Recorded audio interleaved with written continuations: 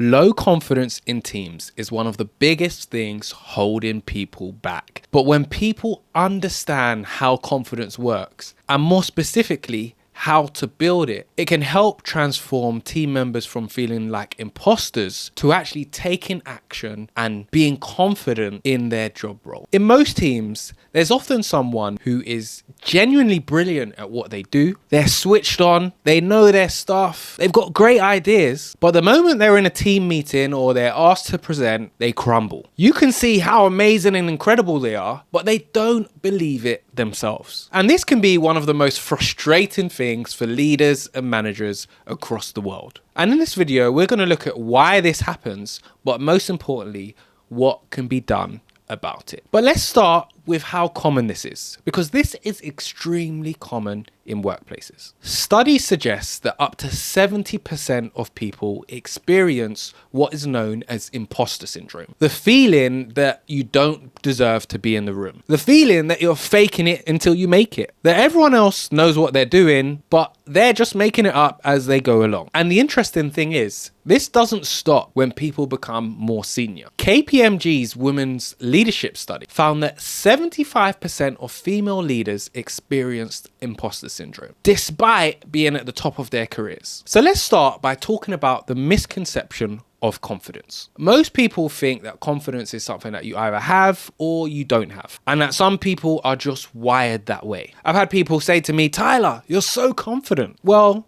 in certain things I am, but in other things I'm not. I'm really confident at public speaking. I'm really confident at working with teams, getting the best out of people. But put me near a wild animal and my confidence dwindles quickly. Confidence isn't an overall thing. We are confident at specific things. And it's a skill, which means confidence can be learned and built up over time. And the fact that it's a skill and can be built over time means that you can help people build it. Confidence is like the ability to act in the face of fear despite feeling that fear. And many people feel that they don't have it. So let's look at 3 reasons why your team lacks confidence. The first reason is comparison. Comparison, as they say, is the thief of joy. A lot of confidence issues comes from people measuring themselves against other people or benchmarks that they feel that they should be matching. Comparison is one of the fastest ways to erode confidence and one of the easiest habits to accidentally fall into. So we need to help people measure themselves against themselves. It's you versus you. The second reason people have low confidence at work can often be down to how mistakes are handled. If a team member has learned that getting something wrong means being criticized, embarrassed, or called out, they will stop taking risks. They'll just play it safe and stick to what they know. And when people stop trying to stretch and stop trying to grow, confidence stops growing. The culture in your team around mistakes has a direct impact on how confident people feel to try new things. And the third reason I want to discuss is that recognition didn't land in the way that you probably think it did. Most leaders and managers give praise, but a lot of praise is vague. Good job, well done, great work, good effort. About what? And while it's good to give praise and it's good to say phrases like that, what helps to build confidence is giving specific feedback about a team member's strengths, where you name something they did, why it mattered, and what the result was from it. Great job on that report you gave in last week. It allowed me to see exactly where the problems are in the organization,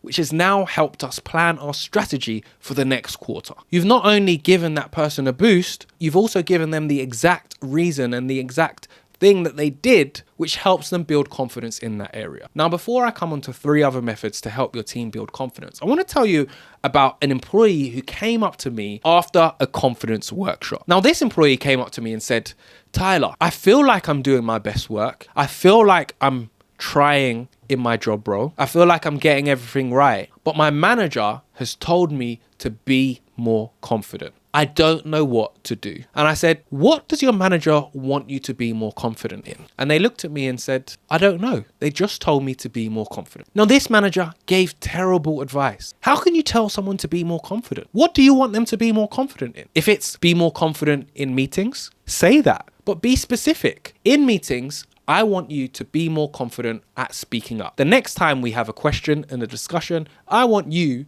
to answer it and raise your hand and speak about it. Just saying be more confident is not specific, it's not clear, and it can leave team members frustrated, also impacting their confidence. So let's look at 3 ways to build confidence. Now, most people are far more aware of their weaknesses than their strengths. And as a leader, it's your job to gas people up and show them their strengths. Help them identify their strengths, name them, and call them out. You're really good at coming up with creative ideas when we need a solution for a problem. Or you have a really great way of making complex ideas sound simple. When people hear their strengths named and specifically repeated to them, especially by someone they respect, they start to believe them. And that's the foundation confidence is built on. Leaders can empower others to build confidence in those areas. And the second is something we mentioned earlier, but it's how you respond to mistakes. When something goes wrong, instead of what went wrong, it's more about what can we learn from this and how do we improve on it? And if this situation happened again, what would we do differently next time? If we dwell on this mistake was terrible, it cost us thousands, why did you get this wrong? These are all things that decrease confidence. Mistakes happen in workplaces everywhere, but it's how we learn from them that matters, and how we learn from them that helps people to build confidence. And the third method is to give people the tools to build their own confidence. You can't do everything. While you should be supporting people to build their confidence, it's up to them as well to work on it. And most people have never been shown how to build their confidence.